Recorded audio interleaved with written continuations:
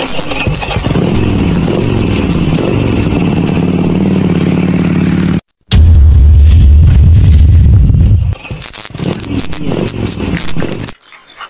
Pops, na maglinis ako ng makina. Ito siya, tignan mo. Ito yung mga nanigas na langis na hindi kayang tanggalin ng ordinaryong sabon, kaya kailangan natin ng ibang paraan na makatipid kahit paano. Ito pa siya, oh. Ito yung nanigas na langis na kailangan natin ng chemical. Ito langis pa sa may engine sprocket. So itong ano na to, itong makina na to, makina to ng motor ko. Ang gagawin ko dito, lilinisan ko siya. Pero bago natin umpisahan, linisan to, Pops, kailangan yung mga parts ng makina, kailangan natakpan tulad nito. Tinakpan ko na ng plastic kasi para di mapasukan ng tubig. So ito yung gamitin ko, Pops. Ito, Joy na dishwashing liquid. Kahit anong uri na dishwashing liquid, pwedeng gamitin natin. Tapos ito, oxalic acid. Itong oxalic acid na to, ito yung ihalo natin dito sa Joy. Napaka-importante nitong oxalic acid na siya kasi yung bida dito sa paglilinis natin. Bali, haluan lang natin siya ng Joy para kahit paano ay madagdagan ng bisa yung gagawin nating panglinis. Tapos itong brush, automatic brush, dapat meron ka rin ito para yung pangasingit-singit dito sa makina, papasok siya sa pamagitan ng brush. Tapos ito, mini steel brush, kailangan meron nito para pagkatapos ibabad natin to, brushin na natin. At saka meron din akong ginagamit na pangtanggal din. Ito yung tinatawag na portable pressure washer. Nakakatulong, malaking tulong to sa akin. Pero Pops, baka magtaka kayo, ha. Pwede rin kayong gumamit ito, wala kayong ganito na portable pressure washer.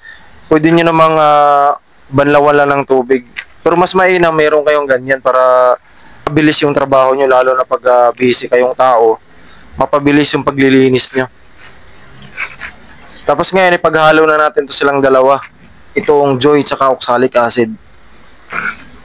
Tapos kuha lang kayo ng lagayan. Ang ginagawa kong lagayan, ano lang naman to, mineral water. Yung mga hindi nagagamit na plastic galon.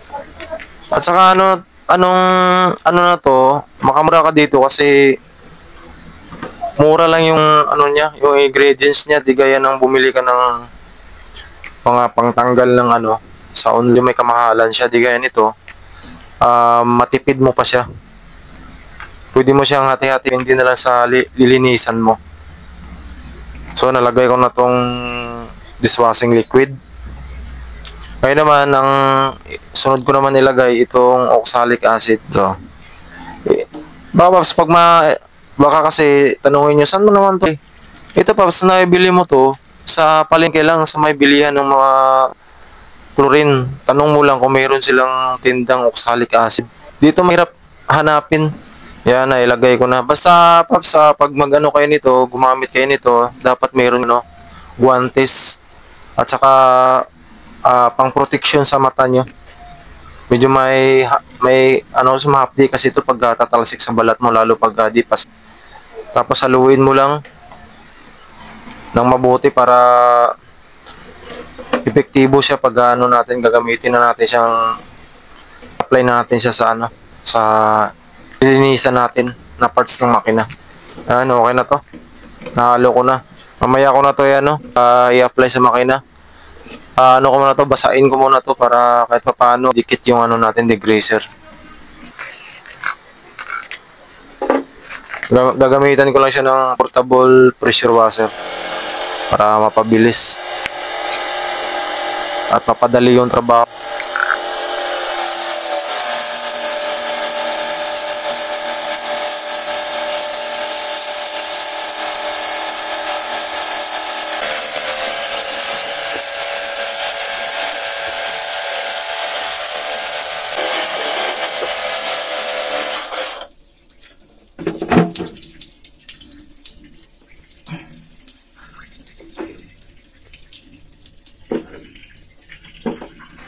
Tapos ngayon, i-apply natin siya.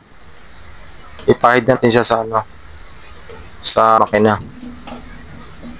Basta siguraduhin nyo lang, Paps, meron kayong gloves kasi mangangati talaga kayo nito. Pag hindi pa kayo sanay. Ako kasi medyo nasanay na rin yung ano ko dito, yung balat ko dito kasi ilang bihis ko na rin kasi ito no, ginagamit na. Kaya medyo nasanay na yung balat ko. Kapag bago ka pa lang, gamitin mo talagang mangangati yung kamay mo dito. Pag unang gamit mo pa lang. At saka nga pala, gamit din kayo ng sunglass o salamin para maprotektahan din yung mata nyo kasi mamaya baka matalsikan kayo. Lahat ng sulok-sulangan malagyan para malinis talaga siya. Kaya kung gusto mong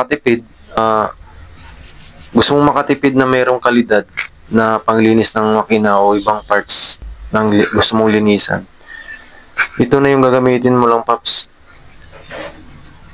Itong ano natin, yung ginagawa natin. Basta sundan mo lang yun kung paano siya apply o paano siya ginagawa.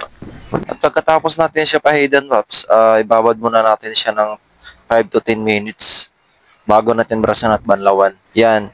Tapos ngayon, lagyan lang natin ng konting tubig para mabras natin ng maayos yung ano, yung makina. Yan, ganito lang yung gawin mo. Tingnan mo naman yan na ano na talaga siya, tumitingkad na yung kulay. Lumabas na yung totoong kulay ng ano, totoong kulay ng makina.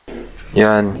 Binukod na natin yung makina, linisin na natin lang ng maayos. Ito talaga yung patunay, Paps, na hindi talaga siya nakakatanggal ng pintura. Itong degreaser ang ginagawa natin. Kasi kung natanggal to ng pintura, itong pintura na dumikit dito sa crankcase ng motor ko, dapat natanggal to kanina pa. Pero tignan mo naman yan, nakadikit pa rin yan. Hindi talaga siya natanggal kahit pinabras ko. So, isa lang ibig sabihin nito, Paps, safe yung ginawa natin degreaser. Hindi siya hindi siya nakabakbak ng pintura kung saan mo siyang gamitin. So, yun lang, Paps. At saka nga pala, Paps, hindi pala to pwede gamitin ng panlinis sa loob ng makina. Sa labas lang to. At saka hindi rin to siya nakakatanggal ng kalawang. Ang kaya lang niyang tanggalin ay mga dumi, yung langis na tumitigas kasi mahirap mga natanggalin yung langis na tumitigas talaga. Kung manggal man siya, nanatili pa rin yung ano, yung dulas. Kaya madali lang din siyang makapitan ng dumi. Kaya kailangan natin ng oxalic acid kasi para matanggal talaga yung langis. So yun lang yung purpose niya, Paps. Hindi siya pwede pang tanggal ng kalawang at saka hindi siya pwede panghugas ng mga transmission sa loob ng makina. Pinaalala ko lang baka kasi gamitin nyo ng ano, panghugas ng transmission sa loob ng makina. Ang kaya lang niyang linisan is labas lang talaga. Tulad ng ginagawa ko. Safe naman to siyang gamitin sa labas lang. Basta huwag lang siya makapasok sa loob. Basta yung lahat ng mga pwedeng pasukan na butas, takpan mo lang para hindi naman siya mapasok ng ano, ginagawa natin degreaser. Kasi pag pumasok ka sa loob, ay mag-grind sa loob. Kasi ano nga siya, acid. Pwede kakasira ng ano, makina. Kaya ingat lang din pagka kayo na mag-DIY para maiwasan yung sira. Imbis na naglilinis lang tayo ng makina, masisira pa. Basta ingat-ingat lang. Wala mang imposible pag basta mag-ingat na magpadalos-dalos sa gawa. Yan. Yan ano, namumuti na siya. Talagang effective talaga yung ano, oxalic acid. So ngayon, babanuan na natin to, Paps. Anuhan na natin to ng ano, pressure washer. Itong pressure washer din, Paps, di man sinasabi na ano to. Sabi ko din talaga kanina, malaking tulong talaga to, lalo na pag gusto mo talagang madali ang trabaho. Mapadali yung trabaho mo to kasi nga, hindi ka na buhos-buhos pa ng tubig sa linisan mo. Kasilitan mo lang ng ano, pressure washer, tanggal na yung dumi. Tignan mo naman dumi sa baba, oh. Tanggal yung itim-itim niya. Pero ang bida talaga to is yung ano, freezer na ginagawa natin. Kasi nga na may pressure washer ka, di ba kanina, pinasila natin, natanggal ba, di ba yun? Natanggal na siya kasi nga, tignan natin ang degreaser, kaya madali lang siya natanggal. Yan, kailangan sulok-sulok. Matanggal talaga yun. Sulit yung pag-ano natin, baklas nito.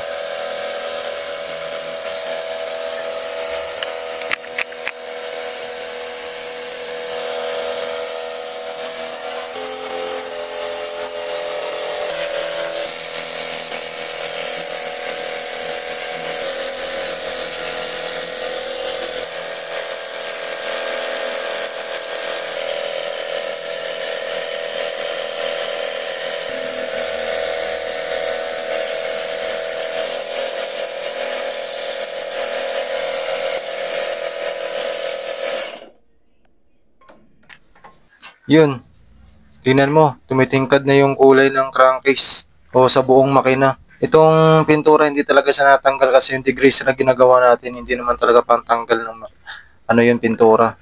Tapos, ang gagawin ko dito, patutuyuin ko na lang to para makita natin yung resulta. So, ito na. Ito na yung resulta na. 12 hours ko siyang pinapatuyo. O, tignan mo to siya. Puting-puti na yung ano niya.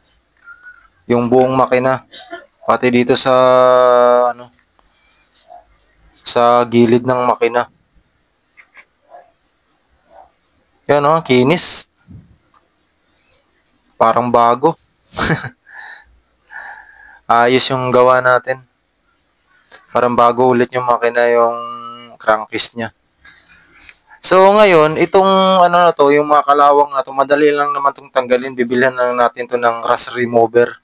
Maraming nabibili na pangtanggal ng kalawang. Pahiran mo lang din to siya ng rust remover para matanggal. Hanggang dito na lang yung video natin. At kung nagustuhan mo man tong ganitong klaseng video, subscribe mo ako para maging update ka sa lahat ng mga videos na i-upload ko dito. Paalam na!